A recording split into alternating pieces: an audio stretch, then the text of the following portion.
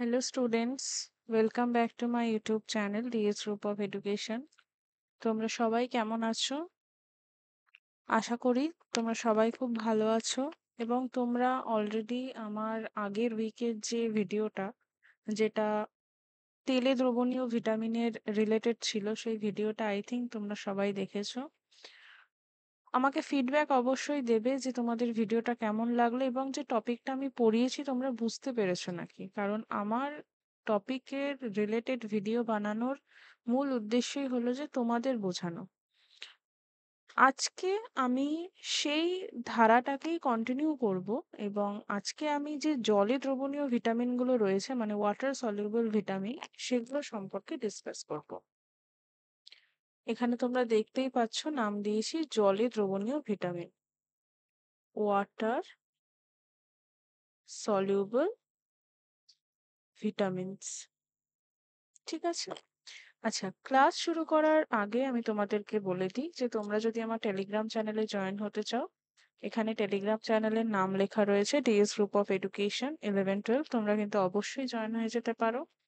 এছাড়া ডেসক্রিপশনে আমার হোয়াটসঅ্যাপ, ফেসবুক এবং আমার জিমেল অ্যাড্রেসও দেওয়া রয়েছে, তোমরা চাইলে কোনো কোয়েরি থাকলে আমাকে মেল করতে পারো।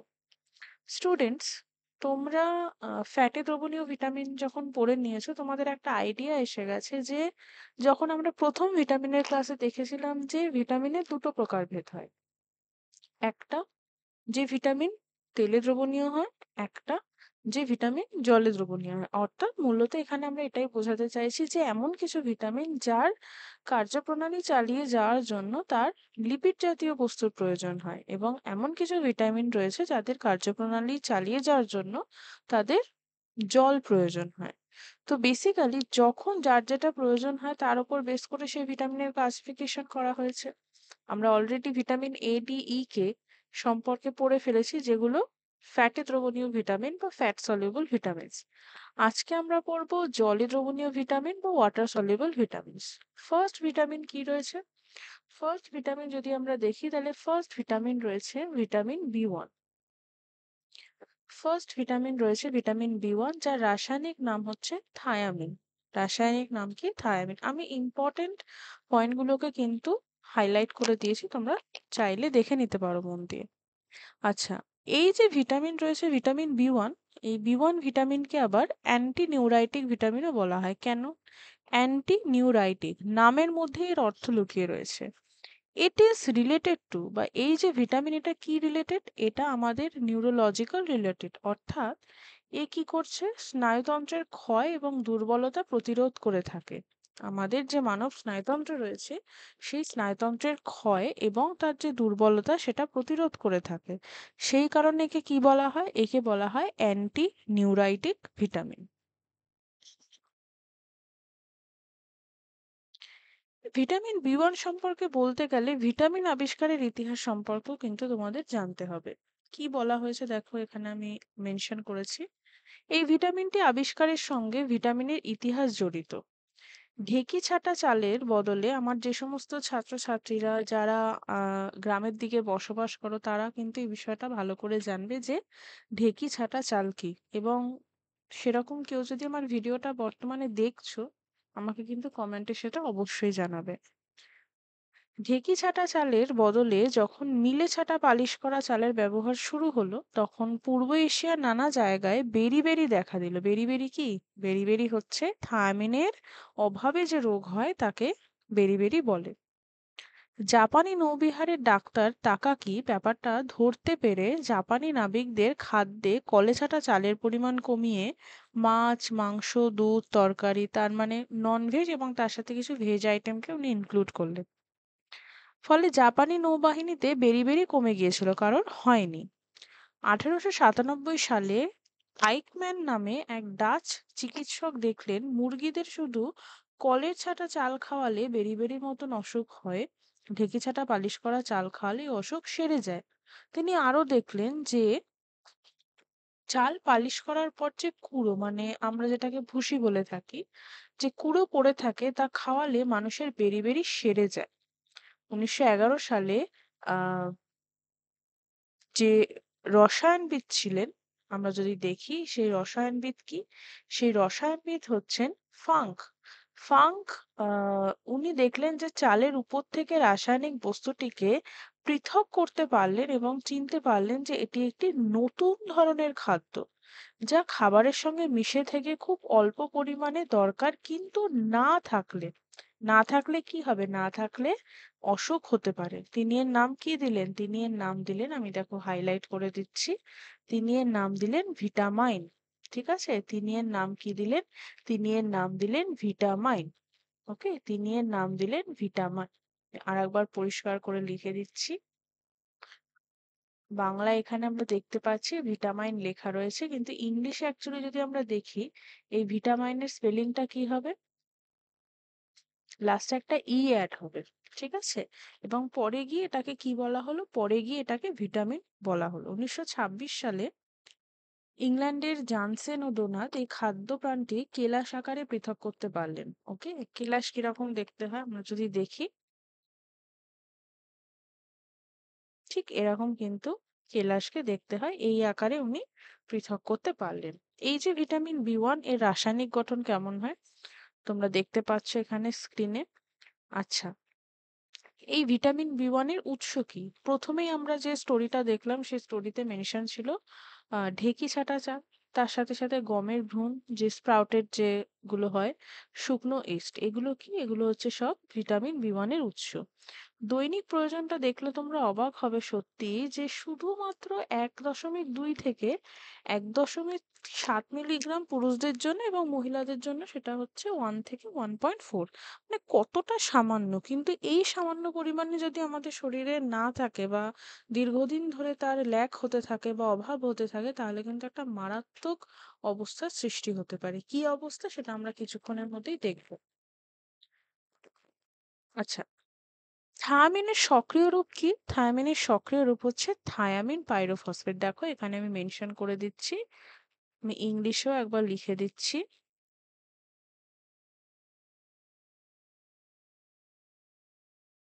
Thymine pyrophosphate. থায়ামিন পাইরো ট্রাইফসফেট থেকে দুটি ফসফেট বর্গ লাভ করে থায়ামিন পাইরোফসফেটে পরিণত হয়। থায়ামিন পাইরোফসফেটকে কো কার্বক্সিলেসও বলা হয়, কো কার্বক্সিলেস। ঠিক আছে, কো কার্বক্সিলেসও বলা হয়। কাজ কি থায়ামিনের? এই যে থায়ামিন পাইরোফসফেট বেসিক্যালি এনজাইমের সহকারী, বা আমরা যেটাকে বলি কোএনজাইম, কোএনজাইম হিসাবে কাজ করে থাকে। এবার আমরা যেটা বলছিলাম বেরি সেই বেরি হলে কিরকম আমরা সিমটোমেটিক দেখতে পাবো, ঠিক এই রকম। ঠিক আছে, দেখতে পাচ্ছ তোমরা, এই রকম কিন্তু একটা কন্ডিশন আমরা দেখতে পাই। এখানে দেখো বেরির আবার বিভিন্ন প্রকারভেদ হয়, ইনফ্যান্টাইল বেরি, ওয়েট বেরি, ড্রাই বেরি। কারোর যদি ড্রাই বেরি হয়, মানে শুষ্ক বেরি হয়, তাহলে সেক্ষেত্রে কি কি হতে পারে? সেক্ষেত্রে ব্যক্তির ক্ষেত্রে সিমটমস হিসাবে কনফিউশন, তারপর কথা বলতে গেলে জড়িয়ে যাওয়া, তারপর তার যে হাতের এই যে রিস্ট পোর্শনটা সেটা ড্রপ হয়ে যাওয়া, এবং তার হাড়গোড় মোটামুটি বেরিয়ে যাওয়া, মানে এতটাই সে লিন হয়ে যায়। এছাড়া প্রচন্ড পেনফুল টেন্ডার মাসল হয়, মানে আমাদের যে টেন্ডার মাসলস থাকে সেটা খুবই পেনফুল হয়ে যায়। এবং এগুলো হচ্ছে বেসিক্যালি কমন সিমটম যেটা আমরা ড্রাই বেরির ক্ষেত্রে দেখতে পাই। ওয়েট বেরির ক্ষেত্রে আমরা বেসিক্যালি কিন্তু এখানে কি দেখতে পাই, ইডিমা দেখতে পাই। ঠিক আছে, ইডিমা দেখতে পাই। এছাড়া আমরা ডিসপেনিয়া দেখতে পাই, মানে শ্বাস প্রশ্বাসের অসুবিধা। এগুলো কি, এগুলো হচ্ছে সব আমরা যদি বলি ওয়েট বেরির সিমটম। নেক্সট ভিটামিন কি, নেক্সট ভিটামিন হচ্ছে ভিটামিন বি 2, তার রাসায়নিক নাম কি, রাইবোফ্লাভিন। রাসায়নিক গঠন কেমন হয় দেখো, রাসায়নিক গঠন নিউট্রিশনে অত বেশি ইম্পর্টেন্ট না, মানে সত্যি বলতে গেলে ইম্পর্টেন্টই না, কারণ রাসায়নিক গঠন থেকে প্রশ্ন দেয় না, কিন্তু নামগুলো ইম্পর্টেন্ট, যে পাইরোফসফেট বা রাইবোফ্লাভিনের ক্ষেত্রে কি, এইগুলো ইম্পর্টেন্ট, বাট এরকম স্ট্রাকচারাল বেসিস কিন্তু নিউট্রিশনে দেওয়া হয় না। আচ্ছা, উৎস, এক্ষেত্রে উৎস হচ্ছে শুকনো ইস্ট এবং যে লিভার, সেই লিভার দৈনিক প্রয়োজন খুবই সামান্য। পুরুষদের ক্ষেত্রে 1.4 থেকে 2.1 মিলিগ্রাম, নারীদের ক্ষেত্রে 1.1 থেকে 1.7 মিলিগ্রাম। সদ্যোজাত শিশুদের জন্য প্রতি কেজি ওজনে কত? 65 মাইক্রোগ্রাম। কি কাজ করে থাকে? প্রোটিন বিপাক নিয়ন্ত্রণ করে এবং আমাদের যে আরবিসি, সে আরবিসি তৈরি করতে সাহায্য করে এবং শরীরের যে অ্যান্টিবডি, সে অ্যান্টিবডি তৈরি করতেও সাহায্য করে। এই যে রাইবোফ্ল্যাভিন, ওর দুটো সহকারী এনজাইম রয়েছে, মানে যেটাকে আমরা বলি কোএনজাইম। এই কোএনজাইম দুটো কি? একটা হচ্ছে flavin adenine dinucleotide, FAD full form তোমাদের লিখতে বলে। আর একটা হচ্ছে ফ্ল্যাভিন মনোনিউক্লিওটাইড, একটা এফএডি, একটা এফএমএন। অভাবের ফল কি হতে পারে? অভাবের ফল হতে পারে অ্যারাইবোফ্ল্যাভিনোসিস, তার মানে রাইবোফ্ল্যাভিনের অভাবে যে অবস্থার সৃষ্টি হয় তাকে বলা হয় অ্যারাইবোফ্ল্যাভিনোসিস। এছাড়া কিছু সমস্যা আমরা আরো দেখতে পাই, যেমন একটা হচ্ছে অ্যাঙ্গুলার স্টোমাটাইটিস। দেখো এখানে কিরকম ঘা মতন ফর্মেশন করেছে এই ঠোঁটের কোণা থেকে শুরু করে এই পোর্শনটায়, এবং এখানেও কিছুটা কিছুটা হয়েছে। এটা হচ্ছে অ্যাঙ্গুলার স্টোমাটাইটিস, এরকম কন্ডিশন হয়। চিলোসিস কি হয়? চিলোসিসের ক্ষেত্রে দেখা একদম এই কোন কর্নারগুলো, এই কর্নারগুলো কিরকম অবস্থা হয়ে গেছে, সাদাটে হয়ে দেখে মনে হচ্ছে প্রচন্ড ড্রাই, এটা চিলোসিস। গ্লসাইটিস কি? আমাদের যে জিভ, জিভের এই পোর্শনটাতে দেখো কিরকম একটা হয়ে গেছে, এই কন্ডিশনটা গ্লসাইটিস। আচ্ছা, সেবোরিক ডার্মাটাইটিস কি? চুলের মধ্যেকার অংশে এরকম দেখতে পাওয়া যায়, বা আমাদের যে একদম কপালের সামনেটায় সেখানেও এরকম দেখতে পাওয়া যায়। আমরা বলে থাকি খুশকি, বাট ওটা যখন এক্সট্রিম হয়ে যায় সেটাকে বলা হয় seborrhoeic dermatitis. Scrotal dermatitis basically male reproductive পোর্শনের একটা পোর্শন হচ্ছে স্ক্রোটাম, এবং সেখানে যেই ধরনের ডার্মাটাইটিস হয় সেটাকে বলছে স্ক্রোটাম ডার্মাটাইটিস। নেক্সট কি? নেক্সট হচ্ছে ভিটামিন বি3। ভিটামিন বি3 কে কি বলা হয়? ভিটামিন বি3 কে নায়াসিন বলা হয়। এই নায়াসিনকে আরেকটা নামেও ডাকা হয় পেলেগ্রা প্রতিরোধক ফ্যাক্টর বা পিপি ফ্যাক্টর। কেন? কারণ পেলেগ্রা রোগকে প্রতিরোধ করছে। উৎস কি? উৎস হচ্ছে শুকনো ইস্ট, যকৃৎ আর চিনেবাদাম। আচ্ছা, দেহে নায়াসিন এবং প্রোনায়াসিন, ট্রিপ্টোফ্যান এই দুই আকারে পাওয়া যায়, এবং এদের যে যোগফল, এই যোগফলকে কি বলা হয়? নায়াসিন সমার্থক, বা এটাকে ইংলিশে তোমরা পেতে পারো, আমি লিখে দিচ্ছি, নায়াসিন ইকুইভ্যালেন্ট। ঠিক আছে? এই নায়াসিন ইকুইভ্যালেন্ট বেসিক্যালি কি বলছে, যে 60 গ্রাম ট্রিপ্টোফ্যান থেকে 1 গ্রাম নায়াসিন পাওয়া যায়। ট্রিপ্টোফ্যান কি? ট্রিপ্টোফ্যান হচ্ছে অ্যামিনো অ্যাসিড। রাসায়নিক গঠন নিকোটিনিক অ্যাসিড আর নিকোটিনামাইড। ঠিক আছে, এই দুটো হচ্ছে এর আমরা বলতে পারি কোফ্যাক্টর। দৈনিক প্রয়োজন কত? প্রাপ্তবয়স্কদের ক্ষেত্রে 12 থেকে 21 মিলিগ্রাম। কি কাজ করে থাকে এই যে এনএডি আর এই যে এনএডিএইচ?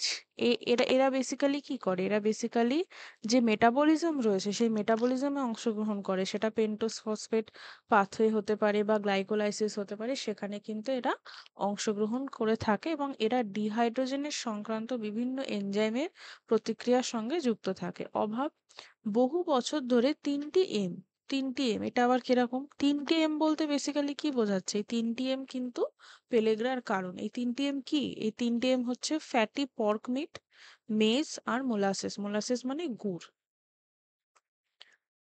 আর এমনি মানে আমরা যদি দেখি নায়াসিন, নায়াসিনের যে অভাবে আমরা কি দেখবো? নায়াসিনের অভাবে বেসিক্যালি কি হয়ে থাকে? নায়াসিনের অভাবে 4D হয়। 4D মানে 3D না, 4D। 4D কেন? ডার্মাটাইটিস, ডায়রিয়া, ডিমেনশিয়া, ডেথ, এই 4টে কন্ডিশন কিন্তু স্টেপ ওয়াইজ অ্যারাইজ করে। এরপর কি? এরপর হচ্ছে ভিটামিন বি6। ভিটামিন বি6 এর 3টে ফর্ম আমরা দেখতে পাই: পাইরিডক্সিন, পাইরিডক্সামিন, পাইরিডক্সাল। এর উৎস কি? ইস্ট, রাইস পলিশিং, গমের ভুসি আর যকৃৎ। দৈনিক প্রয়োজন কত? প্রাপ্তবয়স্কদের 2 মিলিগ্রাম হলেই মোটামুটি হয়ে যায়। কি কাজ করে থাকে? এই যে ভিটামিন বি6, এ কিন্তু বিভিন্ন এনজাইমের সঙ্গে সহকারী হিসাবে কাজ করে। এছাড়া যে বিভিন্ন প্রসেসগুলো রয়েছে প্রোটিন মেটাবলিজমের ক্ষেত্রে, যেমন তোমার ডিকার্বক্সিলেশন, ডিঅ্যামিনেশন, ট্রান্সঅ্যামিনেশন, এই সমস্ত বিক্রিয়াগুলোতে অংশগ্রহণ করে থাকে। এরপর হচ্ছে বি9, যেটাকে কি বলা হয়? Folic acid. এই B9 এর কিন্তু অনেকগুলো মৌলের সমন্বয়ে গঠিত। যেমন এতে টেরিডিন থাকে, তারপর তোমার প্যারাঅ্যামাইনো বেঞ্জয়িক অ্যাসিড থাকে, PABA ফুল ফর্ম কিন্তু ইম্পর্টেন্ট। PABA, গ্লুটামিক অ্যাসিড এগুলো রয়েছে এবং একে কি বলা হয়? একে টেরয়েল গ্লুকেমিক অ্যাসিডও কিন্তু বলা হয়ে থাকে। এর উৎস কি? এর উৎস হচ্ছে ইস্ট, যকৃৎ, চালের ভুসি। দৈনিক প্রয়োজন কত? 200 মাইক্রোগ্রাম। ঠিক আছে? মাইক্রোগ্রাম এইভাবে লেখে। কি কাজ করে থাকে দেখো, ফলিক অ্যাসিড কিন্তু অ্যানিমিয়ার সাথে সম্পর্কিত। কারণ ফলিক অ্যাসিডের যদি অভাব হয় সেক্ষেত্রে কিন্তু মেগালোব্লাস্টিক অ্যানিমিয়া হতে পারে। কি বলছে? ফলিক অ্যাসিড থেকে লিভারে ভিটামিন সি এর সহায়তায় ফোলিনিক অ্যাসিড তৈরি হয়। ফোলিনিক অ্যাসিড না থাকলে মজ্জায়, তার মানে অস্থি মজ্জায় লোহিত কণিকার নিউক্লিয় প্রোটিন তৈরি হয় না এবং রক্তকণিকার বৃদ্ধি এবং পূর্ণতা প্রাপ্তি ঘটে না। এই ভিটামিনের অভাবে মেগালোব্লাস্টিক অ্যানিমিয়া বা রক্তাল্পতা ঘটে থাকে। এটা হচ্ছে নর্মাল ব্লাড সেল, এটা হচ্ছে মেগালোব্লাস্টিক অ্যানিমিয়া যদি কারোর হয়ে থাকে সেক্ষেত্রে যে আরবিসিস গুলো রয়েছে সেই আরবিসিস গুলো কিন্তু অনেকটা এনলার্জড হয়ে যায় বা অনেকটা বড় হয়ে যায়। ঠিক আছে? ভিটামিন B12 এর রাসায়নিক নাম যদি আমি বলি সেটা হচ্ছে সায়ানোকোভালামিন। ভিটামিন B12 এর ক্ষেত্রে একটা জিনিস সবসময় মাথায় রাখবে যে উদ্ভিজ্জ খাদ্যে কিন্তু একেবারেই থাকে না, সমস্ত প্রাণীজ খাদ্যে পাওয়া যায় এবং প্রাণীজ উৎসই কিন্তু এর সবথেকে উৎকৃষ্ট উৎস। এবং যারা কমপ্লিটলি ভেজিটেরিয়ান হন তাদের ক্ষেত্রে কিন্তু ভিটামিন B12 এর ডেফিসিয়েন্সি দেখতে পাওয়া যায়। দৈনিক প্রয়োজন কত হয়? মাত্র 1 মাইক্রোগ্রাম। ওকে। কাজ কি করে থাকে? এক্ষেত্রেও একটা অ্যানিমিয়া হয়ে থাকে যদি কারোর B12 ডেফিসিয়েন্সি হয়। সেই অ্যানিমিয়ার নাম হচ্ছে pernicious anaemia. Pernicious anaemia basically যদি আমরা দেখে থাকি যে অ্যান্টিবডিজ এর উপর ডাইরেক্ট এফেক্ট করে, নামনেস দেখা যায়, তার মানে অসাড়তা দেখতে পাওয়া যায় এবং আর কি হয়? এটা কি করে? এটা যে আমাদের ডিঅক্সি রাইবোনিউক্লিওটাইড আছে, মানে আমাদের যে ডিএনএ, সেই ডিঅক্সি রাইবোনিউক্লিওটাইডে পরিণত করতে সাহায্য করে এবং এটা জিন প্রতিরূপীকরণের একটা বিশেষ অঙ্গ। বেসিক্যালি ডিএনএ আরএনএ ফরমেশনের ক্ষেত্রে এই যে ভিটামিন B12 রয়েছে তার একটা রোল প্লে দেখতে পাওয়া যায় এবং এর অভাবে কি হয়? এর অভাবে পার্নিশাস অ্যানিমিয়া বা পার্নিশিয়াস অ্যানিমিয়া হয়। এর পরের ভিটামিন কি? Vitamin C। রাসায়নিক নাম অ্যাসকর্বিক অ্যাসিড। একে অ্যান্টি স্করবিউটিক অ্যাসিড নামেও বলা হয় কারণ এটা স্কারভি প্রতিরোধ করে থাকে। উৎস দেখো, আমলকি আর পেয়ারা উৎকৃষ্ট উৎস। আমলকিতে প্রচুর ভিটামিন C থাকে অ্যাজ ওয়েল অ্যাজ পেয়ারাতে। কি কাজ করে? যে কোলাজেন প্রোটিন রয়েছে আমাদের শরীরে, সেই প্রোটিন তৈরি করতে এবং অস্টিয়েট গঠনেও সহায়তা করে। একে অ্যান্টিঅক্সিডেন্ট বলা হয় কারণ এর মধ্যে প্রচুর অ্যান্টিঅক্সিডেন্ট গুণ কিন্তু দেখতে পাওয়া যায়।